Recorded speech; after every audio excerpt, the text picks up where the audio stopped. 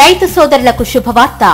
పంట దిగుబడికి రైతు రాబడికి సిపి సీడ్స్ వారి హైబ్రిడ్ మొక్కజొన్న విత్తనాలు సిపి 838 కర్ర ఎత్తు మధ్యస్థంగా ఉండి వేళ్లు దృఢంగా ఉండడం వలన గాలివాటాన్ని తట్టుకుంటుంది.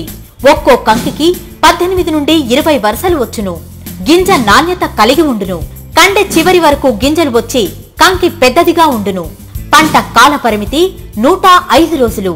ఈ రకం పంట మార్పిడి పత్తి పంట తీసి విత్తుటకు బాగా అనుకూలం.